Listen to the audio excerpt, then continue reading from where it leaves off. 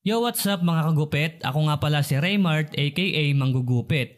Pangarap ko magkaroon ng barbershop o barber studio pero hindi ko alam kung kaya ko itong tuparin. Kaya tara, samahan niyo ako sa aking journey. Welcome sa Kwentong Barbero. Manggugupit! Magandang araw mga kagupit. So ayan, tayo ay maggugupit ng low taper, no? So hindi ko alam kung bakit low taper tawag dito, tapos nung araw wala naman tawag-tawag sa mga gupit no. Sinabi barbers lang. No, barbers, flat top, semi-calvo.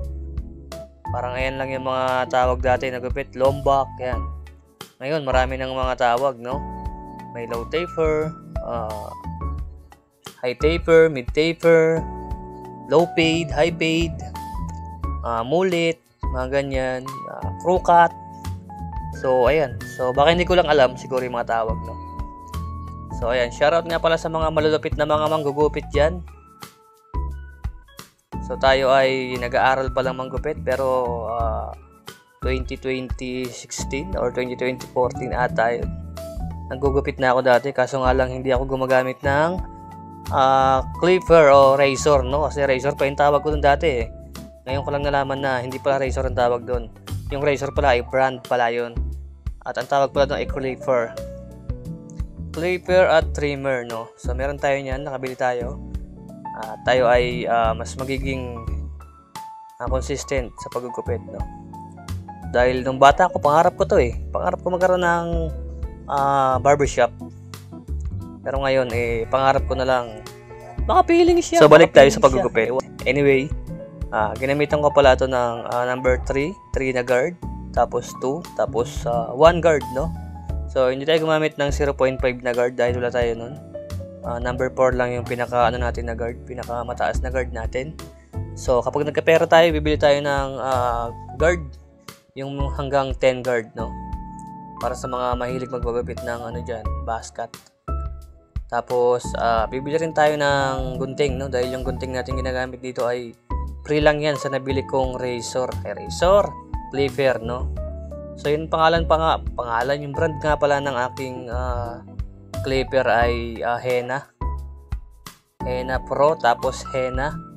So, yung puting ginagamit ko, Henna yan. At meron din akong maliit na mini clipper, no? Henna rin ang tatak. At medyo nakakadismaya lang yung aking nabiling clipper dahil mabilis siyang malobat. Ayan. So, ginamit ko yan kanina dahil ginupitan ko rin yung aking sarili. Kita nyo naman, bagong tabas din ako dyan, no? Dahil nagpa-semi-calvo ako noong October ba yun o November?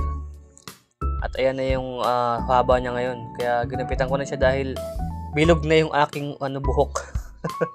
Nagmumukha akong Nobita.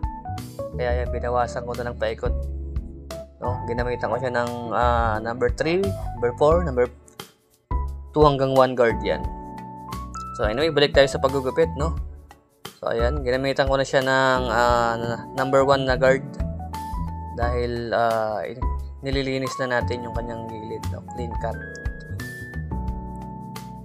So ayan, gagamitan natin siya ng pinagbabawal na technique, yung tinatawag nilang ipit-ipit.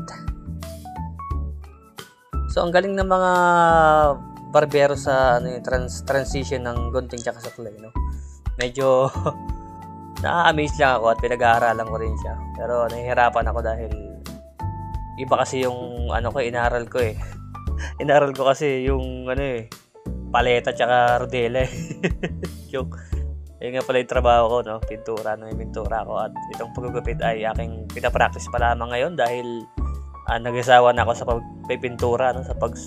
Naasawa na yung pagko-construction.